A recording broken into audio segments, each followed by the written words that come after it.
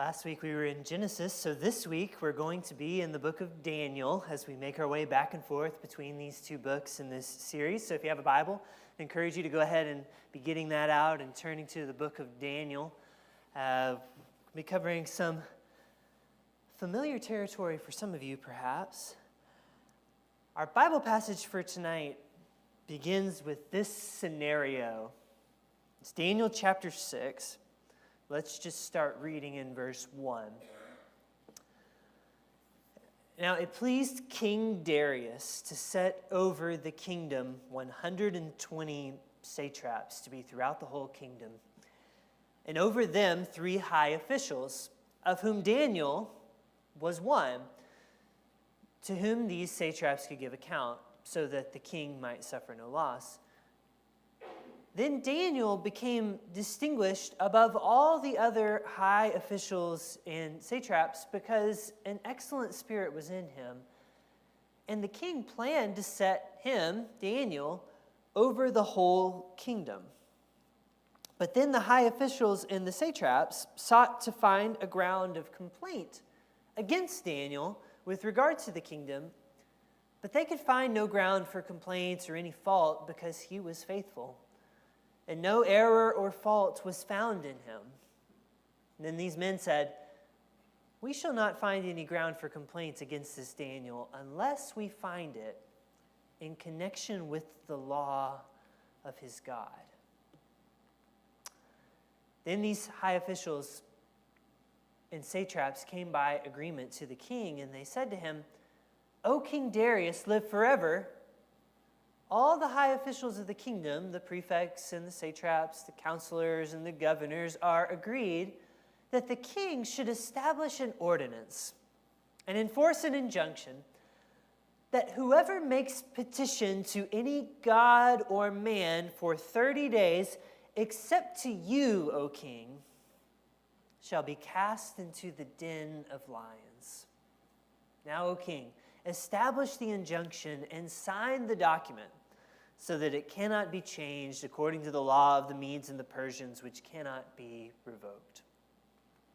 Therefore, King Darius signed the document and injunctions. And when Daniel knew that the document had been signed, he went to his house. He went home. And we'll pause our reading right there for just a moment. Now, if you could imagine hearing this story for the first time, this is a pretty tension-filled moment right here. Daniel knew what had just been signed into law, and he goes home. And the question in our minds might be, what is going to happen now? What is Daniel going to do? Now, of course, for a lot of you, this is not your first time hearing this Bible passage. It's one that you may have heard this passage so many times that you don't remember a time in your life when you didn't know this Bible passage. Like even little Colin has heard this passage once. I wouldn't give him a quiz on it, but he's heard it at this point in his life. And when that is true, when you're so familiar with the story like this, you're probably not thinking in your mind, what is Daniel going to do? The question in my mind when I read a story like this one changes a little bit. The question in my mind becomes not, oh, what is Daniel going to do? It's usually more like, what would I do? You know? What would I do if I were in this situation? Actually kind of reminds me of another story. This one's a more modern story, a true story, but it's not so different from our passage tonight. In a little French farming village, there was a little Christian church. And in that little Christian church, there was a little Christian family, husband and wife, Andre and Magda Trokme. I learned their story about 3 years ago, and it really stuck with me. Andre was the preacher for this little church. He was the preacher there in 1940, and that was the year that Nazi Germany came in and invaded and took over the nation of France. It was right in the middle of World War II. And a few months after that took place, the first Jewish refugee found her way into this little French farming village. She arrived by train. She had heard somehow, some way about this friendly church there, and she wondered if she could find a place to stay. And Magda invited her in. Well, soon, very quietly, the word began to spread about this little French town that was way off the beaten path, where nobody really went that very often, where Jewish people could find refuge in their time of danger. And so this trickle of Jewish refugees sort of became a flood. The town had like a little schoolhouse for kids. It's a little town, so it had about 18 students in their school. But after several months and even a year or two of kind of quietly going undetected, that little village school had grown to 300 kids. And it wouldn't have been hard for anybody to figure out what caused that population growth, if anybody was paying attention at all. But it seemed like nobody was paying attention to this little far-flung village whatsoever, until one day, that little French town was paid a visit. And suddenly, this high-ranking Nazi official comes into town. And now the town is faced with this very uncomfortable choice. What are they going to do? And for us, maybe that same question from earlier starts to creep in. What would I do if I were in that situation? Now, those two stories have something in common. And although each one of them is sort of, in my mind, on the extreme scale of things, like it's kind of hard for me to even relate or imagine what I might do in that scenario because it's so much more extreme than anything I've ever faced in my life. Probably many of us feel the same way. But even as extreme as these circumstances may be, each of these stories teaches us something about the way that we engage with society and culture as people of faith. And that has really been the theme of this series. If this is your first time joining us, this has been a series where we've been studying the lives of two Old Testament figures. And we've been asking this question throughout, like, how can we live faithfully and thrive as people, believers in God, even when our culture sometimes doesn't share the same values that we do? And the two people we've been looking at are, are Joseph from the book of Genesis and Daniel from the book of Daniel as examples of how to do that. So we've been asking each week, like, what can we learn from these two people who found themselves far, far away from home in this hostile environment and had to try to live out their faith there? What can we learn from them about living in these tensions? And so far, I hope that you've been encouraged and challenged by some of the incredible examples that these two figures set. They set this remarkable example, on the one hand, this example of distinctiveness that Joseph and Daniel maintain in this world. Like, we've seen how they showed integrity, both of them, in circumstances where they were tempted to compromise their morals or break their covenant with God, and yet they choose not to do that. We've seen them be seekers of truth who give glory to God in a culture where everybody was trying to catch some of the shine for themselves, kind of like ours. And very often people want to just say what others want to hear. No, they were saying what was true instead, and they were giving all the glory to God. Joseph and Daniel maintained this distinctiveness in an environment that was really challenging for that. But just because they maintained distinctiveness from their society doesn't mean that they were disengaged from their society too. And that's really what we started to look at last week. So last week, Colby was up here teaching us about Joseph, and we were talking about how Joseph was actively engaged in the Egyptian society, and he was lending a hand to the Egyptians, even though they weren't his own people. And he became a leader and a servant of those people, working hard in their society. He rolled up his sleeves, and before you know it, he's kind of responsible for the world's largest food pantry, which is basically trying to provide food to all of the nation of Egypt and beyond, to foreigners, and even to his own brothers who betrayed him. Joseph is actively at work, trying to bless the very people in this place that he sometimes struggles to identify with. He's like an ambassador, trying to make a difference and do good for those people. And now as we shift back to Daniel's story, we find he's doing that exact same thing. So like Joseph, Daniel, we saw in this first and second verse, Daniel has been promoted to this position of authority in the government. It used to be the Babylonian government when Daniel got there, but since then it has been overthrown by the Persians. And so King Darius of the Persians has given him a role in the government there. If we looked at some other passages, we'd see that just like Joseph, Daniel wears the clothes of the Babylonians, just like Joseph did the Egyptians. Daniel's also been given a Babylonian name, just like Joseph had an Egyptian name.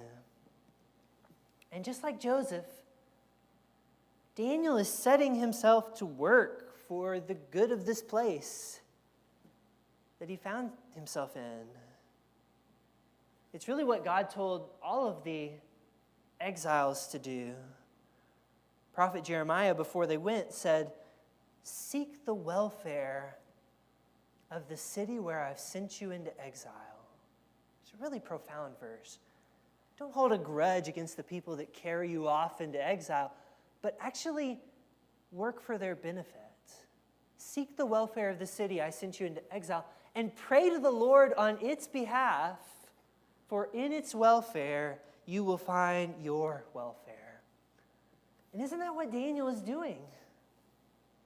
He's doing such a good job, in fact, that I don't have a slide for this, but in verse 3, it says that King Darius wants to make him the person who's appointed with overseeing the entire kingdom, just like Pharaoh made Joseph the person who was kind of overseeing all of it.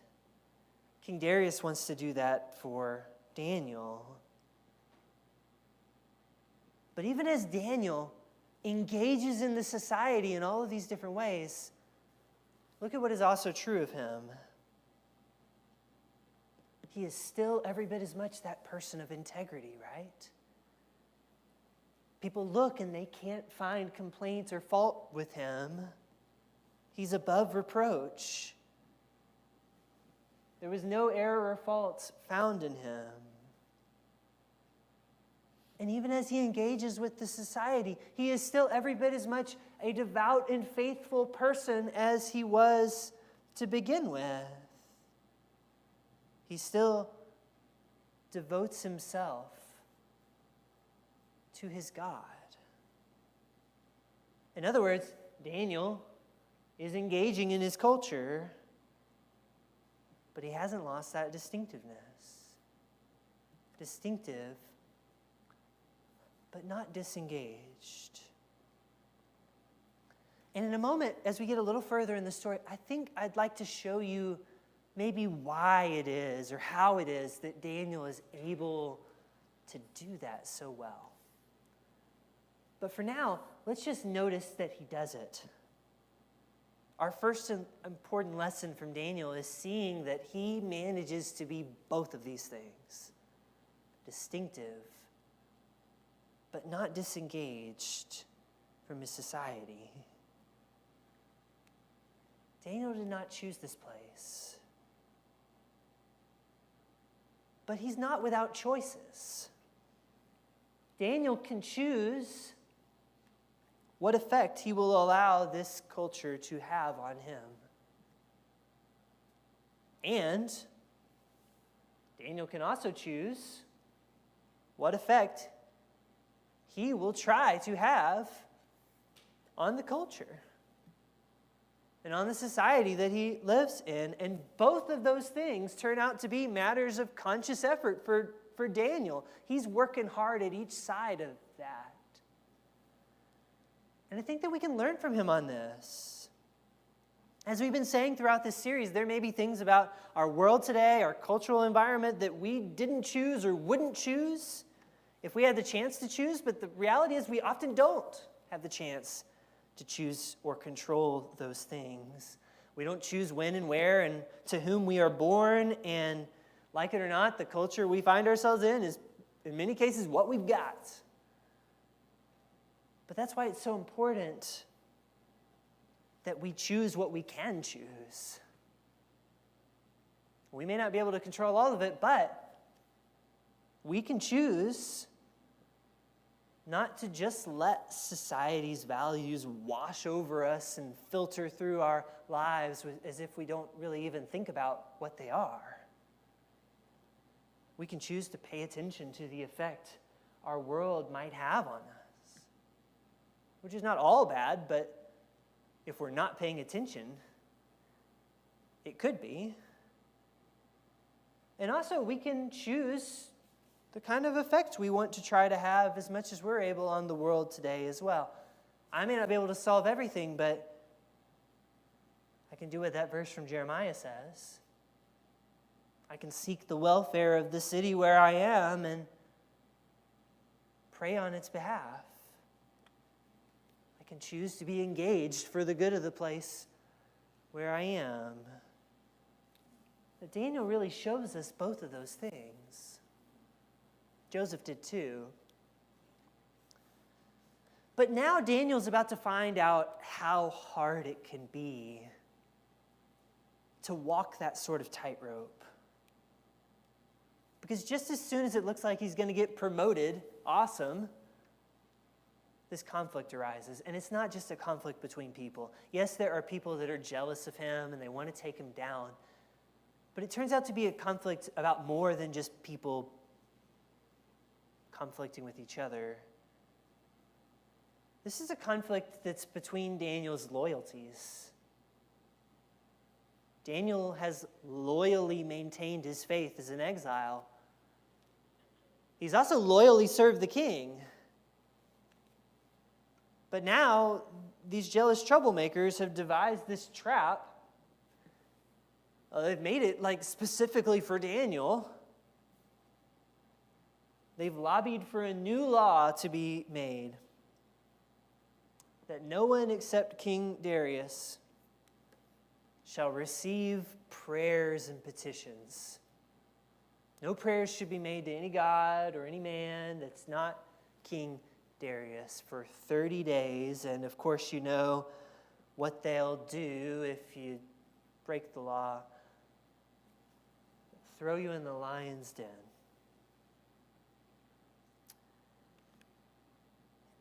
And when Daniel knew that that document had been signed, he went to his house where he had windows in his upper chamber open toward Jerusalem. That's home, you remember? And he got down on his knees 3 times a day. And he prayed. And he gave thanks before his God, just as he had done previously. So when push came to shove, what does Daniel choose? He chooses his commitment and his loyalty to God. Even in the face of really grave danger, Daniel has the courage to stand out and stand up for what he believes, his convictions, and he demonstrates what is really his highest allegiance, even if that means standing out in his culture more than he already was in front of everybody else. And when push came to shove, Daniel chooses to uphold his covenant with God. Basically, he acts like God is the real, true king in power. over and above anybody else who might wear a crown. He acts as if God is the one in whose service Daniel's life is enlisted.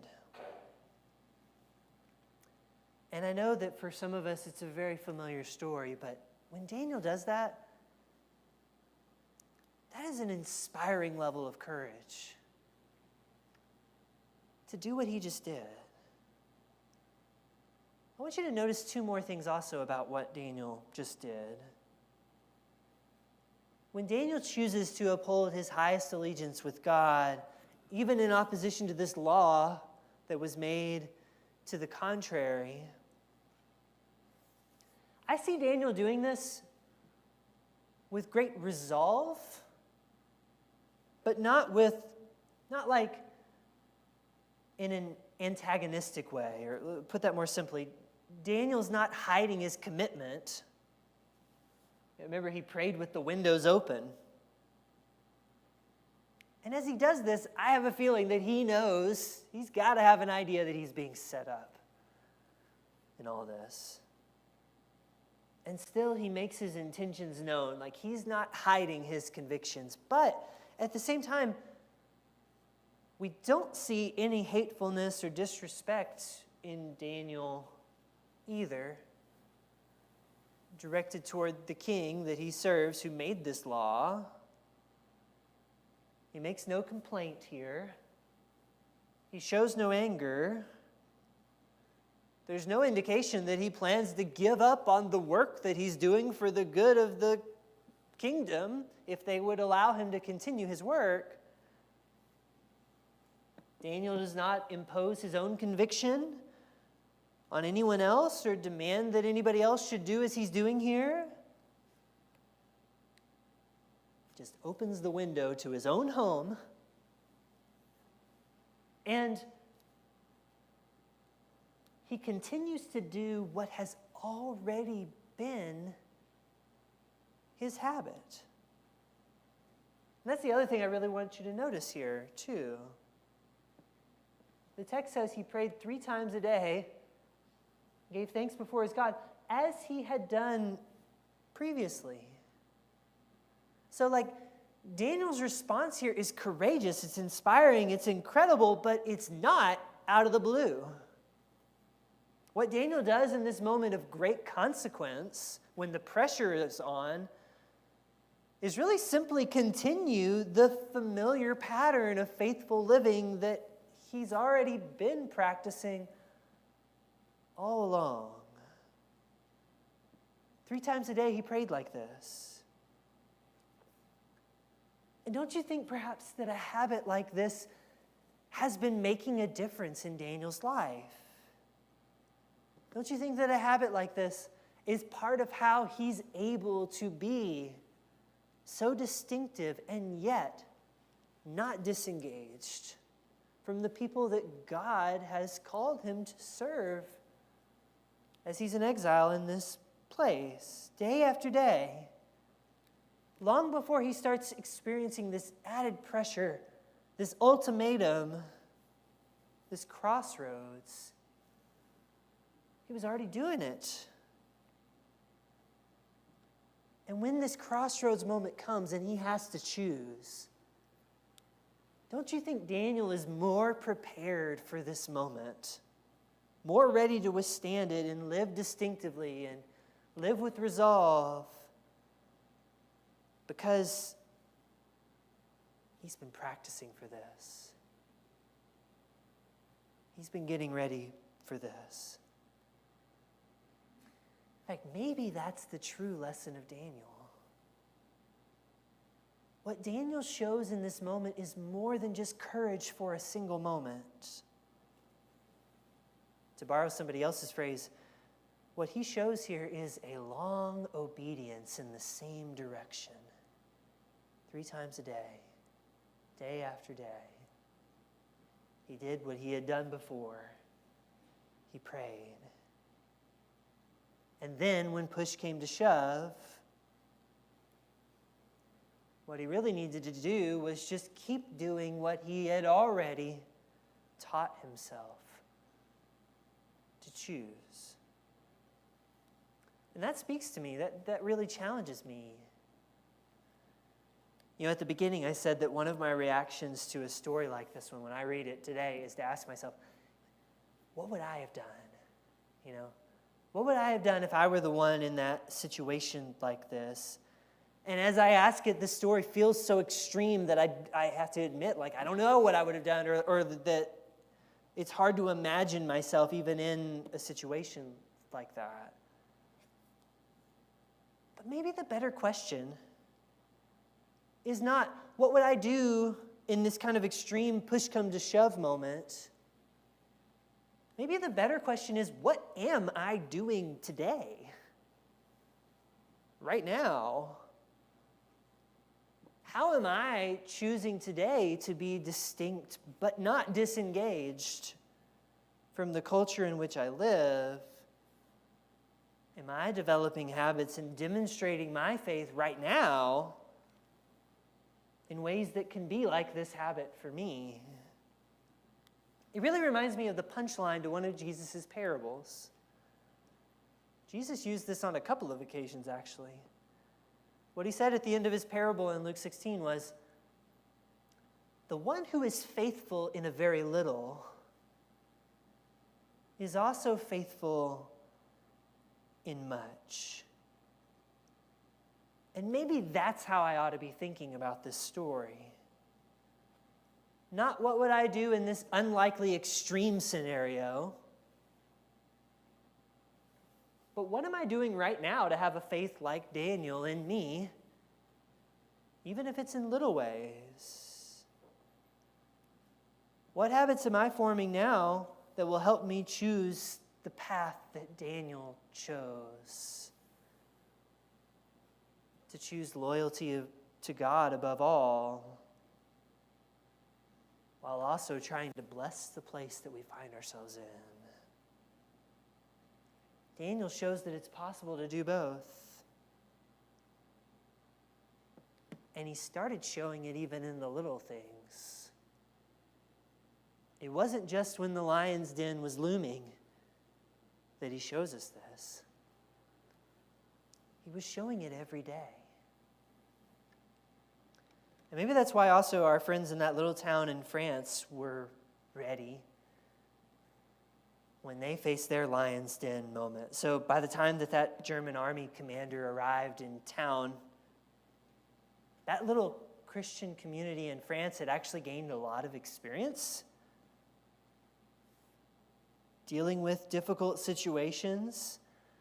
And they had been, for several months and even more than a year, getting some practice protecting these refugees who came their way. They would trickle in more and more, and they'd get to know them, and they'd help them across borders, and they would take care of them. Week after week, they took care of more and more people coming through their town. And so they had some practice built up dealing with these things. And they also had a history of showing resolve. So this particular Christian community is what was called the Huguenots, which they were some of the first Protestants to break off from the Catholic Church back when that was the national religion of France. And they faced a lot of persecution for that. To be a Protestant for many years was illegal. It was against the law, banned by their laws in the country. And yet they still persisted in it, in their beliefs. So now when this crossroads moment comes and the army generals in their town, this is what they did. This little French village got together. They wrote a letter with the help of their minister, Andre, and it said this: "We feel obliged to tell you that there are among us a certain number of Jews. But we make no distinction between Jews and non-Jews. That is contrary to the gospel's teaching. If our friends, whose only fault is to be born into another religion, received themselves the order to be deported or even examined, they would disobey the order that they received, and we would try to hide them as best that we could." The last thing they said is, "We have Jews but you're not getting them. And that's how they responded. How's that for a response? Spoken with great courage, like people whose true allegiance was to the gospel, but also spoken like people who had learned through years and years to persist in their faith. And they had been faithful with a little,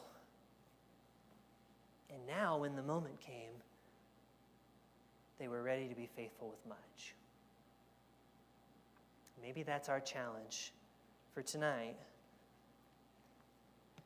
We may not face an extreme example that requires the kind of courage that Daniel had this week or maybe ever in our lives. But the one who is faithful with a little